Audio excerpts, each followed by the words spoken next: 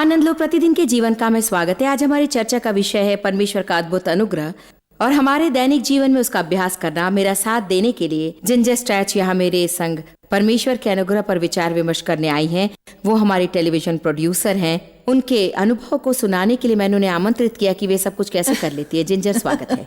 मुझे खुशी हुई। ये प्रश्न तो आपसे करना चाहिए क्योंकि मेरे अनुसार आप सबसे अधिक काम करती हैं। मैंने ये कहना छोड़ दिया कि मैं बिजी हूँ और अब मैं कहने लगी कि मैं फलवंत हूँ। ये बहुत अच्छा है, क्योंकि व्यस्त रहने और फलवंत होने में काफी अंतर है। लेकिन मैं जानती हूँ कि मैं जो कुछ करती हूँ प्रभु के अनुग्रह से करती हूँ। कुछ हफ्तों पहले हमने इस स्टूडियो पर यहाँ कुछ इंटरव्यूज लिए और हम सुबह 4:30 बजे से काम करने लगे थे।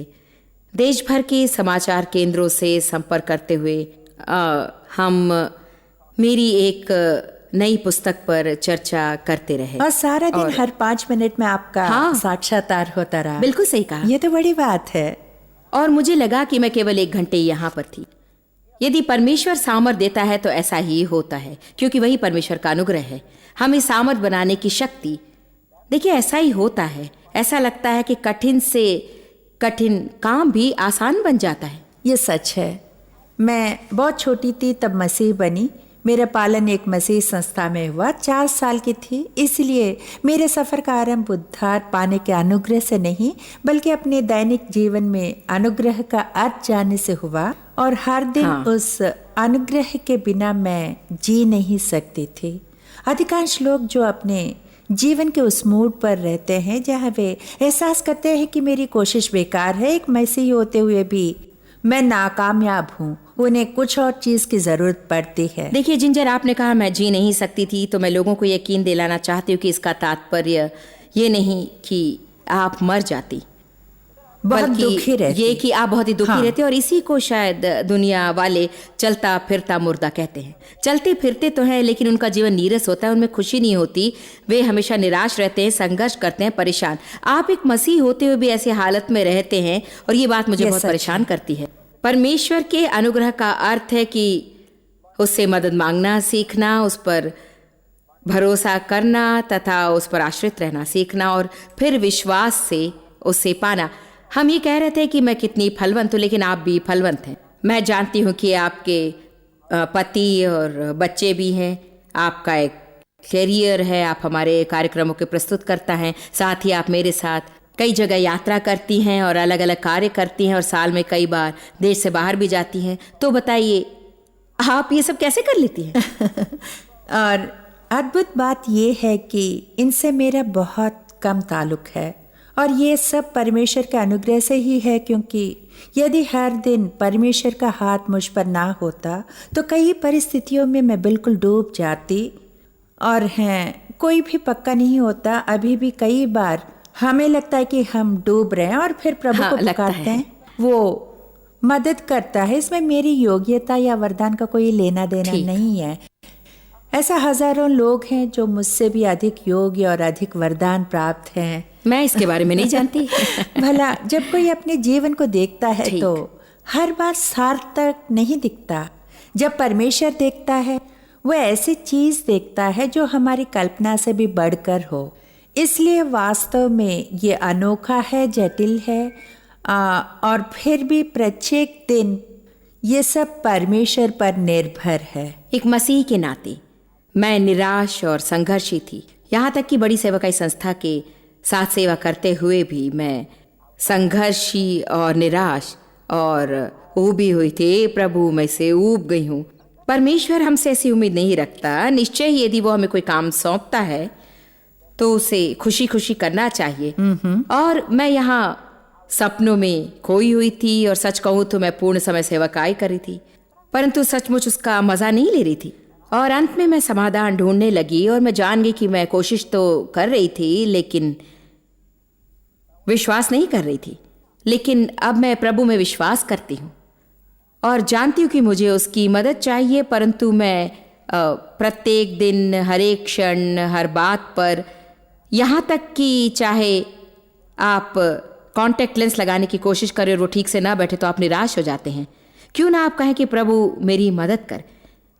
या शायद आप बाल बना रही हैं और कुछ ठीक ना हो, क्या आपके साथ कभी ऐसा हुआ है कि आप एक बाल को उस तरफ रखना चाहते हो, लाख कोशिश करने पर भी ये वो सच है। बिल्कुल। मेरे साथ तो नहीं, प्रभु ने मेरे बाल ऐसे ही बनाया। आपके बाल अच्छे हैं जिंजर, क्योंकि आपका स्टाइल ही कुछ ऐसा है कि कुछ करना ही ना पड़े। ये तो प्रभु की खैर, कृपा है। मुझे याद आ रहा है कि कई साल पहले जब प्रभु मुझे अपने अनुग्रह के बारे में सिखाने की कोशिश कर रहा था, मेरी इस पुस्तक को लिखने से बहुत ही पहले, if not for the grace of God, जब मैं खुद इस विषय को समझने की कोशिश में थी, तब हुआ ये कि एक दिन मैं सुबह अपने बाल बना रही थी और अपने हाथ में हॉट कर्लिंग आयरन लिए मैं बालों को घुंघराला करने की कोशिश में थी। एक बाल सीधा खड़ा रहा और मैं उसे बार बार मोड़ने की कोशिश में थी। जितनी भी कोशिश की वो ज़रा भी नहीं मुड़ा, बस सीधा ही रहा और मैं बहुत ही परेशान होने लगी। मुझे याद है कि पहले जब मैं परेशान होती तो अपने बालों को ऐसा वैसा छोड़ देती और मैं कहती जाने दो, परंतु अब मैंने परमेश्वर के अनुग्रह के बारे में जान लिया, इसलिए कहती हूँ अच्छा प्रभु कृपया बाल बनाने में मेरी मदद कर। मैं बिल्कुल सच कह रही हूँ, मैंने फिर से अपना कर्लिंग आयरन लेकर एक बार घुमाया और वो ठीक से घूम गया।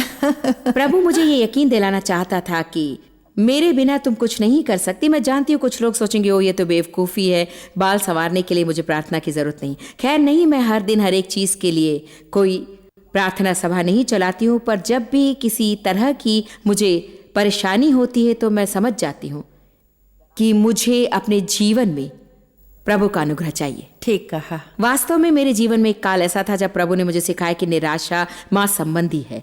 माँ संबंधी कार्य अनुग्रह के विपरीत होता है। या तो मुझे करना है या परमेश्वर को। यदि मैं अपना जीवन खुद चलाने लगूं तो प्रभु मेरे बेहोश हो जाने तक चुप रहेगा। ये बिल्कुल सच है। मैंने अपने रेफ्रिजरेटर पर एक पट लगाया है, निराशा मांस संबंधी कार्य के बराबर है। आपने मुझसे पूछा कि मैं संतुलित कैसे रहती हूं। मैंने सीख लिया कि मुझे हर समय निराशा, परेशान और दुखी नहीं रहना चाहिए, और अगर मैं हूं तो कुछ गड़बड़ है। अक्सर हम शैतान को दोष देते हैं, लेकिन ऐसा नहीं है, क्योंकि हम अपने जीवन में परमेश्वर का अनुग्रह प्राप्त नहीं करते हैं। ठीक कहा। जानते हैं, मेरा व्यक्तित्व एक प्रकार से कुछ मिश्रित किस्म का है। जैसे कि अभी कर डालो और करते समय उसका आनंद लो। निराश रहने से कुछ नहीं होने वाला। संतुलित रखना सीख लिया है मैंने, जो मेरे लिए अधिक महत्वपूर्ण है। मेरे जीवन में प्रभु का बुलावा, मैं ये चाहती हूँ कि परमेश्वर मुझसे जो चाहता है मैं वही करूँ, और मेरे पति, मेरे बच्चे, ये सब बराबर होगा। यदि आपको जो कुछ करना चाहिए उसे आप करते रहें, वो अधिक निराशाजनक सच कहा और उत्तेजनी भी हो सकता है। पर प्रभु चाहता है कि हम आराम से रहें, क्योंकि उसका बोझ हल्का है। हाँ, वो हमसे काम नहीं कराता है, वो हमें अवसर देता है कि उन चीज़ों से गुजरते समय हम उसके साथ चलें। इसलिए ये बहुत ही महत्वपूर्ण है कि मैं कुछ पीछे हटकर अपना वक्त प्रार्थना करने में तथा वचन को पढ़ने में बिताऊं, और वचन मुझ में इस तरह से समा जाए कि मैं अपने बल पर करने की कोशिश करूं, तब बड़ा अंतर दिखेगा।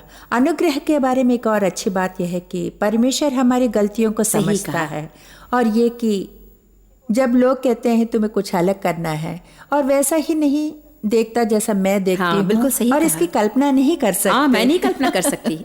कभी कभी प्रभु बीच में किसी और के शब्द या बाइबल का वचन लेकर आ जाता है, जो सीधे मेरे हृदय से कहता है, और उसकी आत्मा और इसके अनुग्रह का आभास होने लगता है, और उचित समय पर मुझे आराम दिलाता है। ये एक चमत्कार है, और परमेश्वर के अनुग्रह का चमत्कार जिसका अनुभव करने के लिए हमें उसके साथ वक्त गुजारना पड़ता है। तो मेरा हर दिन प्रभु के पास जाना ये दर्शाता है कि मैं उस पर निर्भर हूँ। ये दर्शाता है कि मैं जानती हूँ कि उसके बिना मैं कुछ भी नहीं कर सकती, और मुझे उसकी ज़रूरत है, और मैं उसके अनुग्रह और कृपा की मांग करती हूँ, ताकि उसने मुझे जिसके लिए बुलाया है उसे करने में मुझे मदद मिले। आपका एक परिवार है, और मैंने अपनी सेवकाई का आरंभ किया तब मेरे बच्चे छोटे थे। और कई लोग सोचते हैं कि यदि आपका एक परिवार और एक करियर है तो आपको कष्ट उठाना पड़ता है, लेकिन मैं इससे सहमत नहीं हूँ। हर एक को उस काम के लिए नहीं बुलाया गया है जो आप कर रही हैं। मेरी बेटी सैंड्रा के जुड़वे बच्चे हैं जो अभी 3 साल के हैं। सैंड्री ने 15 वर्ष मेरे साथ सेवकाई में काम किया। जब उसके बच्चे हुए वो मेरे साथ रहना चाहती थी। उसने पूर्ण समय और फिर अर्ध समय सेवकाई की। वो असफल रही।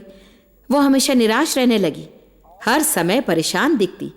वो सेवकाई करने के लिए संघर्ष करती रही, पर अंत में जाना कि उसके जीवन की इस काल अवधि में प्रभु चाहता है कि वो अपने बच्चों के साथ घर पर ही रहे। और मुझे उस पर गर्व है क्योंकि उसने सबको छोड़कर अच्छा। अपनी जीवन शैली को पूरी तरह से बदल लिया ताकि बच्चों के साथ वो घर पर ही रह सके। वो एक छोटे से घर में रहने लगी। वो अपने जीवन में शांति चाहती थी, तो इसीलिए पूरा समय सेवकाई और परिवार का ख्याल सबके बस की बात नहीं है। बिल्कुल। आजकल उसे मैं उन जुड़वों के साथ देखती हूँ। एक दिन मैं अपने पोते पोतियों के साथ थी, 8 बच्चों के साथ, और बताती हूँ कोई 2 घंटे बाद मुझे ऐसा लगा कि मैं घर लौटना चाहती थी, क्योंकि उन्होंने इतना शोर मचाया कि मैं अधिक देर उनके साथ नहीं रह सकी। पर देखिए, उसमें इतना अनुग्रह है कि वो उनके साथ घर में रह सके और उनके लिए एक उत्तम माँ बनी रह सके। प्रभु ने आपको अनुग्रह दिया कि आप अपने करियर के साथ बच्चों का भी ध्यान रखें। उसने मुझे अनुग्रह दिया, लेकिन शुभ संदेश है कि हर एक को एक ही काम नहीं करना है, और उन्हें आपको और मुझे देखकर ये नहीं सोचना चाहिए कि मैं बेकार हूं, मैं उनकी तरह महान कार्य नहीं कर पा रही हूं। आप वही कर सकते हैं जिसे करने के लिए अनुग्रह प्रभु देता है। ये कई लोगों को आजाद करने वाली बात है। सच कहा। क्योंकि जो कुछ यहाँ हम कह रहे हैं वो मेरे अनुभवों के बारे में नहीं है, वो उनके बारे में जिनसे मैं गुजर रही थी। समझ गई कि परमेश्वर के अनुग्रह ने उसे बदल दिया। ये उन नारियों के बारे में है जो घर पर निराश रहते हैं कि उनके परिवार के साथ समय नहीं बिता सकते और उसे लगता है कि वो नाकामयाब है, परंतु परमेश्वर ऐसी हालत में उसे आराम दिलाना चाहता है। या उसे पुरुष के बारे में है जो कठिन मेहनत करके घर लौटता है और निराश रहता है। ये सब परमेश्वर के अनुग्रह पर निर्भर है कि वो हमें कहाँ रखता है। बिल्कुल ठीक कहा। आज सवेरे मैं रोमियो का 12वां अध्याय पढ़कर अनुग्रह के द्वारा नामक पुस्तक में दी गई व्याख्या पर बहुत ही ज्यादा विचार कर रही थी। पौलुस ने कहा, क्योंकि मैं उस अनुग्रह के कारण जो मुझको मिला है तुम में से हर एक से कहता हूं कि जैसा समझना चाहिए उससे बढ़कर कोई भी अपने आप को न समझे, पर जैसा परमेश्वर ने हर एक को परिमाण के अनुसार विश्वास दिया है वैसा ही समझे। तो यहाँ वो कहता है कि जो कुछ तुम कर सकते हो, सबसे पहले उसने कहा मैं तुम्हें चेतावनी देता हूं, परंतु ये सब मैं परमेश्वर के अनुग्रह से ही कर रहा हूं। पौलुस कलीसिया में एक प्रेरित था और उसने सख्त चेतावनी दी, लेकिन उसने कहा मैं आपको सुधारने की कोशिश इसलिए नहीं कर रहा हूं कि मैं कोई महापुरुष हूं। मैं इसे विनम्रता से करता हूं क्योंकि मैं इसी के लिए बुलाया गया हूं और ये परमेश्वर का अनुग्रह है। इसीलिए वो कहता है मैं तुम्हें चेतावनी देता हूं कि जो कुछ तुम कर सकते हो, ये मत समझो कि तुम महान हो और अपनी महत्ता की बुलंद कल्पना ना करो इस बात पर कि तुम ये करते हो या वो या कुछ और। हम सबको ये समझना चाहिए कि जो कुछ हम करते हैं हम उसे प्रभु के अनुग्रह और कृपा से ही करते हैं। मैंने लगभग 70 पुस्तकें लिखी हैं और लोग मुझसे हमेशा कहते हैं कि आपने 70 पुस्तकें कैसे लिखी। जंजर मैं सच कह रही हूँ कि मुझे बिल्कुल भी याद नहीं कि मैंने ये सब कैसे किया और कब किया। मैं खुद उन्हें देखकर सोचती हूँ कि मैंने ये सब कब किया। परमेश्वर का अनुग्रह आपको जिस काम की योग्य बनाते वो बहुत ही आश्चर्यजनक है। और मुझे लगता है कि आज ऐसे लोग इस कार्यक्रम को देख रहे हैं जो उन लोगों की तरह जो हार मान जाते हैं अपने विवाह से, परिवार से, अर्थव्यवस्था से, अपने आप से, अपने वजन से, यानी कि सभी चीज़ों से। परंतु यीशु ने कहा, हे सब परिश्रम करने वालों और बोझ से दबे मेरे पास आओ, मैं तुम्हें विश्राम दूंगा। इसीलिए हम लोग जब हम निराश होते हैं तब हम प्रभु के पास आते हैं। मैं हमेशा आपसे कहती हूँ कि अलग रहने के लिए आपको अलग होना है। हाँ। दूसरे शब्दों में यीशु ने कहा अलग होकर मेरे साथ कुछ समय बिताओ। और अंत में मैंने जाना कि यदि मैं वैसा ना करूँ, यदि मैं अलग ना हूं तो मेरा हाल कुछ अच्छा नहीं रहेगा। इसीलिए प्रभु का अनुग्रह इतना अद्भुत है कि वो न केवल हमारा उद्धार करता है, अनुग्रह के द्वारा हमारा उद्धार हुआ है, लेकिन हम अनुग्रह के द्वारा जीना भी सीख सकते हैं। ये सच है, बिल्कुल सच। जिंजर हमारे साथ यहाँ कुछ वक्त निकालने के लिए आपका धन्यवाद। हम आपको कैमरा के पीछे भेजेंगे। मैं इस कार्यक्रम को पूरा करने से पहले कुछ निर्देशन देना चाहूंगी। हम आपको दिखाएंगे कि परमेश्वर ने 2 अलग अलग व्यक्तियों के जीवन में परमेश्वर ने क्या किया ठीक इसके बाद। पिछले 2 दिनों से मैं आपको अपनी पुस्तक जिसका शीर्षक है if not for the grace of God से कुछ सिखा रही थी। परमेश्वर का अनुग्रह हमारे जीवन में महान चमत्कार करता है। चाहे आपकी जितनी भी परीक्षाएं और पीड़ाएं हो, यदि आप उन सब के बीच परमेश्वर के अनुग्रह को पाना सीख लेंगे तो आपकी सारी असंभावनाओं को संभावनाओं में बदल देता है। और हाँ, लगभग सब कुछ मनुष्य के लिए असंभव होगा, परंतु परमेश्वर के लिए कुछ भी असंभव नहीं है। आगे हम जिस दंपति से मिलने वाले हैं उनके वैवाहिक जीवन में बहुत ही गंभीर समस्याएं थी और वे आपको बताएंगे कि परमेश्वर के अनुग्रह ने उनका जीवन कैसे बदल दिया। ऐसी कोई भी गहरी खाई नहीं है जहां तक वो पहुंच न सके। आपकी परेशानी चाहे कुछ भी हो, परमेश्वर उसे दूर कर सकता है। 30 साल से अधिक काल के वैवाहिक जीवन को मुड़कर देखने पर जेरोल्ड और मैविस को हैरानी होती है कि परमेश्वर ने दो टूटे और दुखी लोगों के लिए क्या किया जिनका आपसी रिश्ता उलझा पड़ा था। मैविस सिर्फ 17 साल की थी जब उसका विवाह 24 वर्षीय जेरोल्ड से हुआ। वो कुछ यौन संबंधी गंभीर पहलुओं को लिए विवाह सूत्र में बंधी।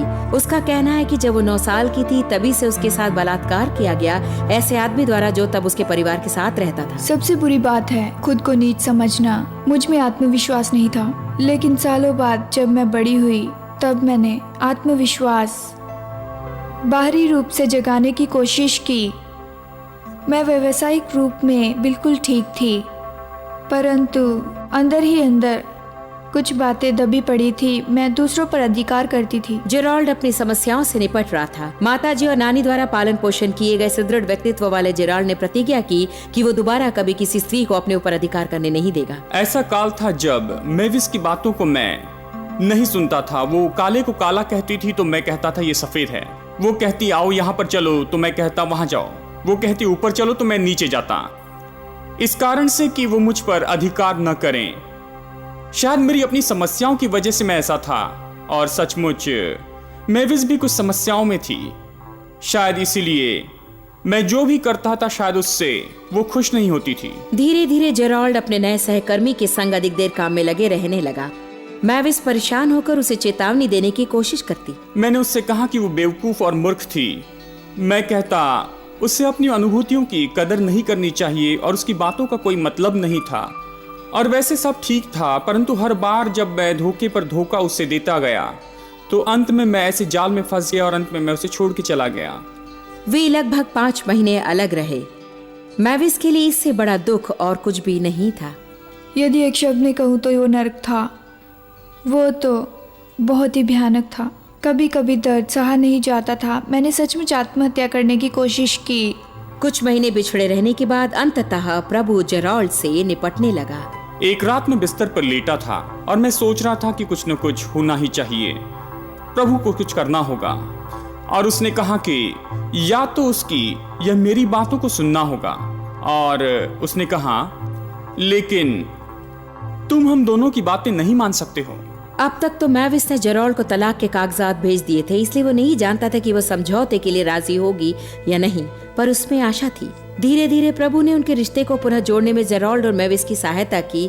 उन दोनों को अपने उन व्यक्तिगत समस्याओं से निपटना पड़ा जिनके कारण सालों से वे परेशान थे। मैविस को टीवी पर जॉयस की बातें सुनकर व उनकी पुस्तक ब्यूटी फॉर एशेस पढ़कर बहुत मदद मिली और ये सांत्वना मिली कि केवल वही एक नहीं है जिसका अतीत दुखदायी रहा, और ये भी कि परमेश्वर उसे भी छुड़ाएगा जैसे उसने दूसरों को छुड़ाया है। और पहली बार जेरोल्ड मैविस को वो दे सका जिसकी उसे सख्त जरूरत थी। मेरे ख्याल से प्रभु ने मुझे अच्छे सुनने वाले कान दिए हैं। मैं घंटों तक चर्च में लोगों की बातें सुन सकता था, उनकी समस्याएं या अन्य विषयों पर सुन सकता था, लेकिन जब मेरी अपनी समस्याओं को मुझे बताती थी तो बहुत ही मुश्किल था। इसलिए मुझे लगता है कि सबसे पहला काम जो प्रभु ने किया वो ये था कि उसने मुझे सही रास्ते पर लाकर कहा कि अब वक्त है कि तुम चुप रहकर सुनने लगो। मैविस के लिए सबसे बड़ी बाधा थी क्षमाहीन था। एक रात प्रार्थना करते समय उसे एक प्रकाशन मिला। एक दिन मैं घुटने टेक कर सोच रही थी जेरोल्ड इतना भयंकर काम कैसे कर सकता था, और मुझे लगा कि प्रभु मुझसे कह रहा था तुम कैसे सोच सकती हो, जेरोल्ड ने जो किया तुम नहीं कर सकती। उसकी बातों से मुझे गलती का एहसास हुआ। प्रभु इसका तात्पर्य क्या है? ऐसा लगा मानो उसने कहा यदि मैं एक क्षण के लिए अपने अनुग्रह का हाथ तुझ पर से हटा दूं तो तुम जान जाओगी कि तुम खुद क्या कर सकती हो। पिछले 2 सालों से वे दोनों साथ साथ रहने लगे हैं और आज उनका रिश्ता पहले से भी मजबूत है। ये परमेश्वर की विश्वास योग्यता और परमेश्वर पर उनके विश्वास की गवाही है। अभी हम कुछ नई बातें जानने लगे हैं क्योंकि हम समय साथ में बिताते हैं। हम एक दूसरे के बारे में जानने में समय बिताते हैं। ये उत्तेजनीय है और प्रसन्नचित है क्योंकि हमने फिर से विवाह शपथ ली है। हम कहना जानते हैं आई लव यू और सचमुच प्रेम करते हैं। हम ये कहना जानते हैं आई एम सॉरी और माफ़ करते हैं, और हम एक दूसरे से माफ़ी मांगना और माफ़ करना भी जानते हैं।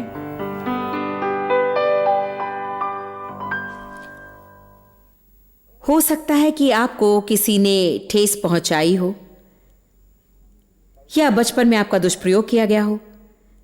शायद आपकी हालत भी जेरोल्ड और मैविस जैसी हो सकती है, जिसमें जेरोल्ड व्यभिचार में फंसा था और मैविस को लगा कि प्रभु चाहता है कि वो उसे माफ कर दे, पर उसके लिए कठिन साबित हो रहा था। जिसने आपको ठेस पहुंचाई है उसे माफ करना कोई साधारण काम नहीं है जो आप अपने आप कर सकेंगे। आप यूं ही नहीं कह सकते कि मैं उन्हें माफ करने की कोशिश कर रही हूं।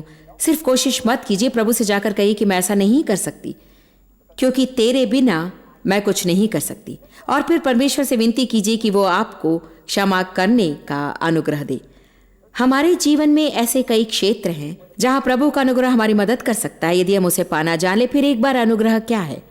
कल इसके बारे में मैंने बहुत कुछ कहा था, पर मैं ये बात पक्की कर लेना चाहती हूँ कि आज के कार्यक्रम में भी कहूँ। अनुग्रह है मुफ्त में आपको प्राप्त होने वाला प्रभु का सामर्थ, निःशुल्क सहायता, जिससे आप आराम से वो सब कर सके जो आप स्वयं नहीं कर सकते थे, या यदि आप खुद कर भी लेते तो निराश हो जाएं और बहुत बहुत कम सफलता मिले या ना मिले।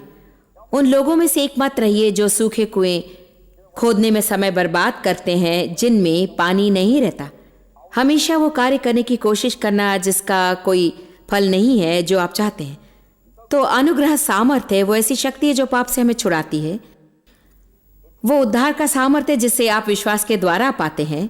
जब आप ये विश्वास करते हैं कि यीशु आपके लिए मरा और कहते हैं मैं एक पापी हूं, मैं खुद को बचा नहीं सकता, मुझे तेरी मदद चाहिए, यीशु मेरे पापों को क्षमा कर मेरे जीवन में आ जा, मैं परमेश्वर के साथ संबंध स्थापित करना चाहता हूं जो तेरे बिना मैं नहीं कर सकता, तब आप उद्धार पा सकेंगे, नया जन्म ले सकेंगे, यीशु मसीह के द्वारा परमेश्वर से व्यक्तिगत संबंध स्थापित कर सकेंगे। परमेश्वर का अनुग्रह इतना ही नहीं है, वरन वो हमें अपना जीवन बिना संघर्ष और निराशा के जीने में सामर्थ बनाता है। आपकी योग्यता से बढ़कर आपको कार्य करने में जो मदद करता है वही है अनुग्रह, ऐसे कार्य जो आप परमेश्वर के अनुग्रह के बिना ना कर सके।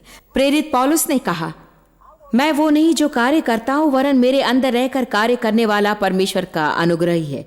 जैसा कि हम बातें कर रहे थे, लोग मुझसे कहते कि आप ये सब कुछ कैसे कर लेती हैं, क्या आप जानते हैं परमेश्वर मेरे द्वारा कार्य करता है। इसका यह अर्थ नहीं कि मैं परिश्रम नहीं करती और कष्ट नहीं उठाती, बल्कि मैं हर प्रकार का जोखिम उठाकर काम कर सकती हूँ। लेकिन यदि मैं प्रार्थना और वचन का अध्ययन करने में समय बिताकर परमेश्वर से जुड़ी ना रहूं तो इतना सब नहीं कर पाती, और यदि करती भी तो इतनी निराश रहती कि शायद गंजी हो जाती, क्योंकि मैं अब तक परेशान होकर अपने सभी बालों को नोच चुकी होती।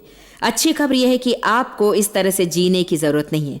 परमेश्वर का अनुग्रह आपको बदल देगा, वो आपको वैसा बनने में मदद करेगा जैसा आपको होना चाहिए। यदि आप गुस्सेदार हो तो प्रभु का अनुग्रह उसे बदल देगा, और यदि आप धीरजहीन हैं तो प्रभु का अनुग्रह उसे बदल देगा। अधिक बातूनी है तो उसे प्रभु बदल सकता है। प्रभु का अनुग्रह आपके वैवाहिक संबंध को बनाए रख सकता है। परमेश्वर चाहता है कि आप स्वयं सब कुछ करना छोड़ दें। क्या आपने सुना? बात यह है कि अब आपको संसार को चलाने की आवश्यकता नहीं है। आप प्रभु के पास जा सकते हैं, सब कुछ परमेश्वर पर छोड़कर उसे करने का अवसर दे सकते हैं, और आपको बिल्कुल यही करने की जरूरत है। हर एक काम को खुद ही करने का प्रयास छोड़िए। खुद को, अपने बच्चों को, अपने विवाह को, अपनी आर्थिक व्यवस्था को, अपने मन को और आपकी सारी चीजों को स्वयं ही बदलने की कोशिश मत कीजिए। जब भी आप बाइबल में ऐसा कुछ पढ़ते हैं जिससे आपको किसी बात का एहसास होता है और आप कहते हैं मुझे यह समस्या है, तो खुद ही बदलने की कोशिश मत कीजिए। तुरंत कहिए कि प्रभु मैं तेरी बातों से सहमत हूं कि मुझे इस क्षेत्र में परेशानी है, लेकिन तू ही एक है जो मुझे बदल सकता है। प्रभु मेरी मदद कर कि तू जैसा चाहता है वैसा मैं रहूं। आगे देखते रहिए, सारी जानकारी पा लीजिए। कल फिर मैं आपसे मिलूंगी।